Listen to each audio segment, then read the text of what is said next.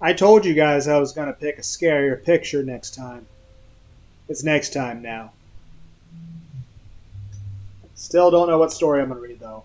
Because, like I said, unrehearsed. So, and the creepypasta website's closed itself, so let's just reopen that again on my phone.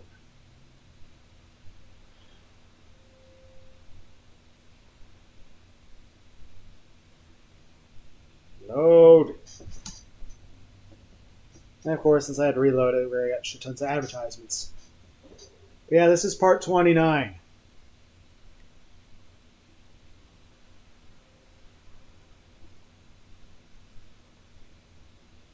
Scrolling. Okay.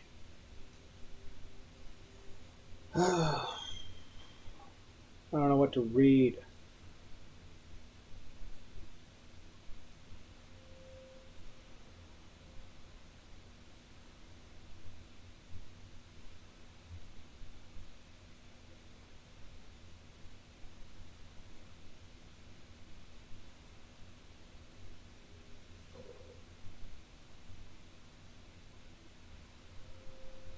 I'm sorry I'm indecisive, okay?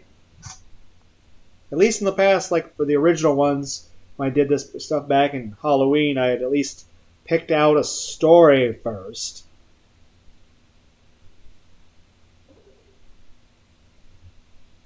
You know, there's an Eyeless Jack. Let's read Eyeless Jack once it loads. Eventually.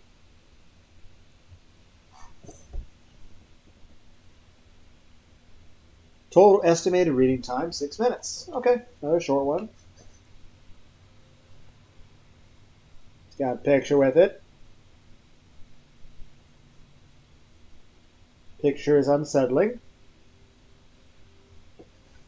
You wake alone in your room, disturbed by some noise close to your bed. At first, when you open your eyes, all you see is darkness and black. You stare straight up and listen, straining your ears to pick up the faintest and smallest of sounds. The sounds on the edge of hearing, the sounds of noise being withheld, of something deliberately trying to be silent, to stalk and to hunt. Your eyes begin to adjust. You still see only darkness, but now, with terror, you begin to realize it is not the darkness of the room, but the dark empty void staring out from the hollow eye sockets of the thing leaning over your bed.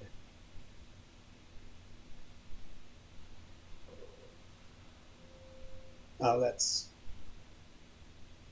okay. Table of contents. As I have to fight through these ads. Overview. One of the most notorious mainstream creepypasta villains, Eyeless Jack is a humanoid entity who removes the organs of his victims and eats them. But they need those to live. The character's moniker comes from the fact that he appears in a hoodie, wearing a blue mask, open at the eye sockets, which, though they are leaking a black fluid, are entirely empty. In later fan-made variants on the original story, Eyeless Jack is commonly found standing at the foot of the bed or leaning over its sleeping victim. Appearance and origins. In most depictions, Eyeless Jack wears a blue mask, and a hoodie. There are two cavernous black holes where the eyes should be, whilst the rest of the facial features are either missing entirely or only suggested in shape. The image most commonly associated with the character is a photograph taken from below, as if looking up at a blank-faced figure with only two gaping holes where his eyes should be. This photograph, which predates production of the actual story of Eyeless Jack, was created on November 19, 2009 by two deviant art users, Nick TZ408 and Pirate-Cashew. No, that's cashew as a cash-oo, not CASHOO, not the other spelling for nut. The image was then posted by a user calling himself Arnon on the 4chan. Amongst a collection of creepy images and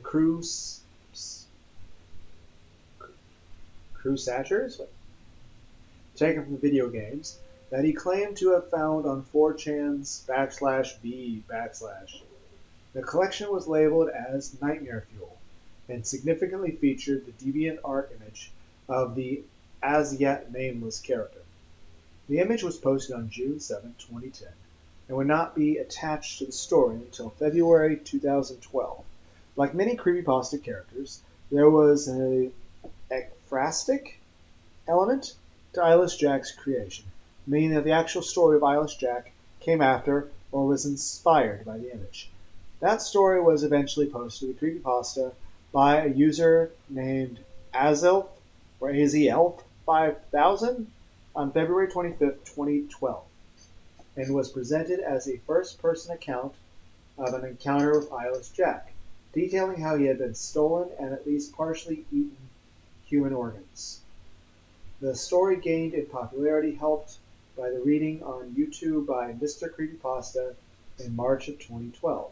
Interestingly, the original creepypasta was removed by its creator in the wake of the original Jeff the Killer story being removed, with its author expressing a desire to remove it himself before the admins of the site could. The Eyeless Jack Creepypasta Story. Hello, my name is Mitch, and I'm here to tell you guys about an experience I had. I don't know if it was paranormal or whatever stupid words people use to describe supernatural phenomena, but after that thing visited me, I believe in that paranormal trash now. A week after I moved in with my brother Edwin, after my house was foreclosed, I finished unpacking. Edwin liked the idea of me moving in, since we had not seen each other for 10 years. So I was excited too. I soon fell asleep after I moved in. After that first week, I heard rustling noises coming from outside about 1 in the morning. I thought it was a raccoon.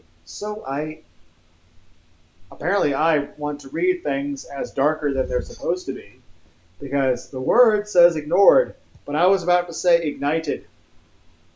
I'm pretty sure the VTuber Snuffy would be very sad at that. That being said, I enjoy VTubers. They're cool. Okay. I'm going to stop thinking about a raccoon VTuber with big boobs, and back to the scary story. It says ignored, not ignited. We're not lighting raccoons on fire. Dear God. Though you could No, we're not making a lewd joke about, suggestive comments that people have made and stuff. No. I'm going to try to keep this PG-13. Try to be, sensible with the jokes.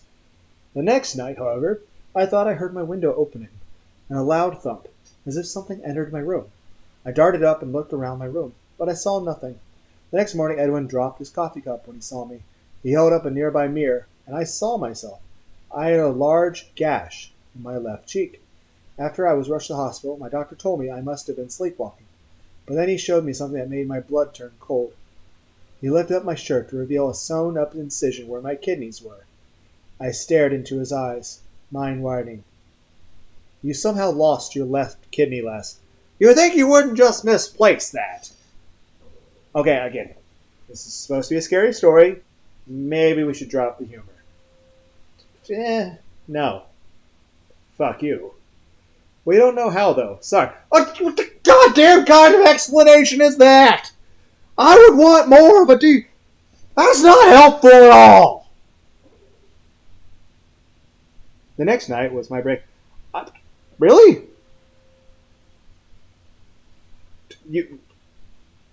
You went back and Really? How dumb are you? Why would you do that? Around midnight, I woke up to see a truly horrifying sight. I was staring face to face with a creature, with a black hoodie and a dark blue mask, with no nose or mouth staring at me. The thing that scared me the most was that it had no eyes, just empty, black sockets. The creature also had some black substance dripping from its sockets.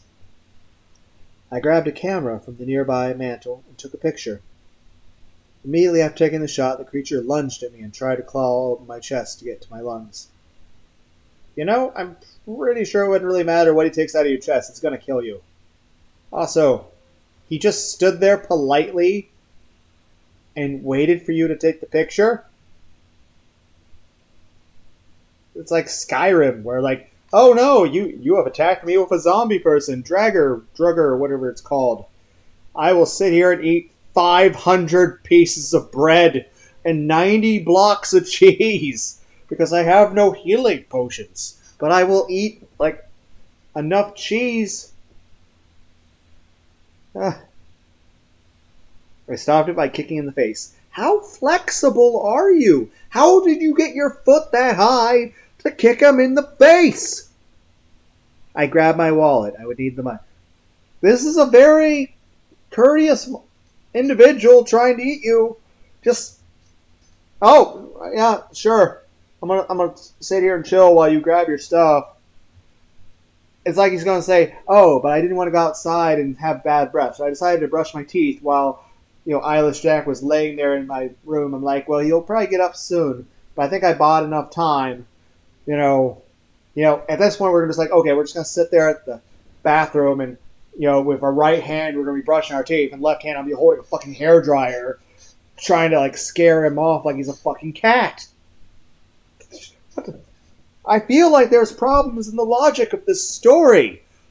Particularly the fact that you would ever, like, you just woke up, like, you went to bed in a house where another person was, and then you woke up finding out that you had, and here's the thing, in the middle of the night you woke up, and you remember looking around, and you thought somebody was in your room, and then you went back to bed, and then you wake up with a giant gash on your face and missing fucking internal organs. One, why would you ever fucking go back? And if you did, you should like bring people, police, guns. And even then, the last thing you should do is, oh, here's this place where I was attacked and part of my organs were removed. I know. I'll go back there and go unconscious again. And like, what? Did he go back completely alone? There's no mention of the other guy. Either the brother, cousin, the friend was so dumb that he came back and probably eaten already, or you just fucking abandoned him, or he went there alone. How? What? I feel like the people who make bad decisions in horror movies aren't this dumb. Oh my god. I ran, it's brother's house. Ran out of my brother's house. Was he there? Is he dead now? I eventually ended up in the woods near Edwin's house and tripped on a rock.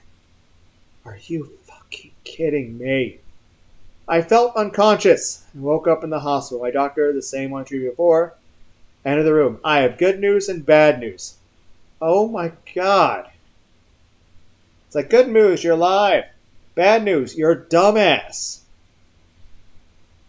My doctor started. The good news is that you had minor injuries and your parents are going to pick you up. I sighed with relief. The bad news is that your brother has been killed by some thing. Sorry. I understand that this isn't traditional things that a doctor would have to deal with, but I kind of feel like there should be some kind of better bedside manner to help with this. Also, what? My parents took me back to Edwin's house to collect my... which I did. Upon entering my room, I was scared, but remained calm. Really? I grabbed my camera and then stopped dead in my tracks. In the hallway leading my room, I saw Edwin's body and something small lying next to it. Okay, my phone just exited out of the story for some reason. Why did my phone automatically just log out of the creepypasta website? Like, I wasn't done with the story, but I was almost. Now I have to go back and reload everything to get back there. Also, if the police and everyone know that the person was killed, like, did they just leave the corpse there? Shouldn't you take it for forensic purposes? Or, I don't know, giving him a dignified fucking burial? And not to mention this, shouldn't there be police there in this situation? If he's coming there to get his shit, at least have somebody there to, like, watch. I assume it's the half-eaten kidney. Because, probably heard this story several times in the past. But seriously, why would you not? I don't care, like, what I would have left behind. I would have never gone back with anything less than a fucking artillery. So many advertisements pissing me off.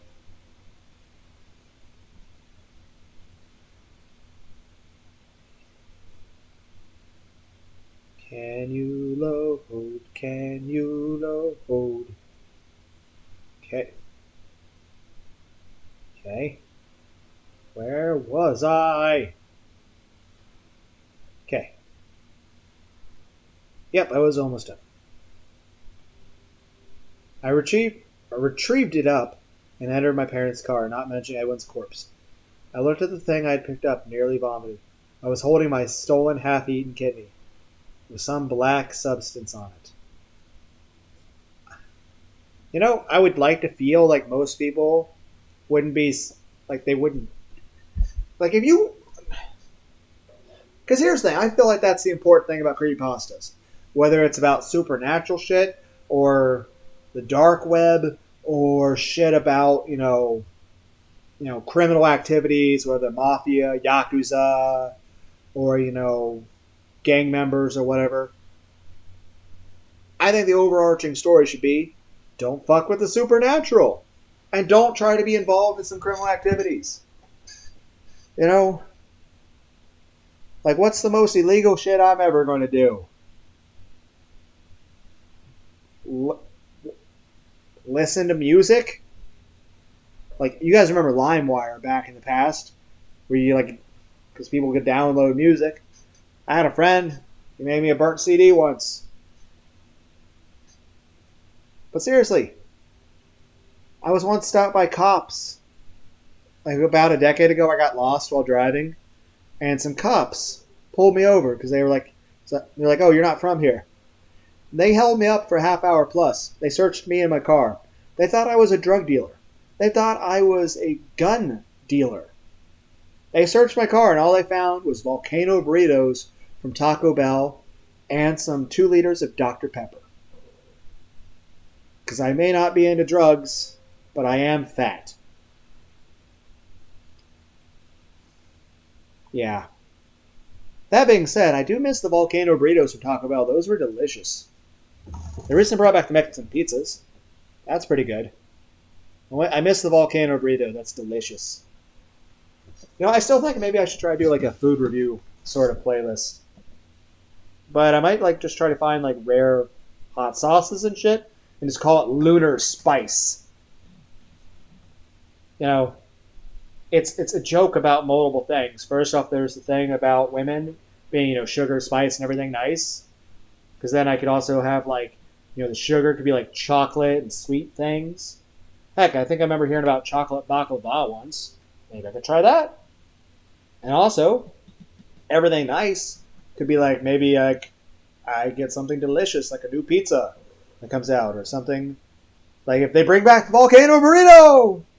Or, maybe I can go like Texas Roadhouse or something. Or Outback Steakhouse. It's probably the fanciest shit I can think of. I'm sorry. Or maybe everything nice could be like talking about different types of guitars or bands. Like, oh, listen to the band Gojira. I still think it's pretty interesting. There's a woman out there. She plays a hurdy-gurdy, and she's really good at it. She does a bunch of riffs. Type in 5 Gojira riffs on hurdy-gurdy. Gojira is Gojira. But yeah, it's actually really amazing music. I feel like I'm getting off topic. Okay, bye guys.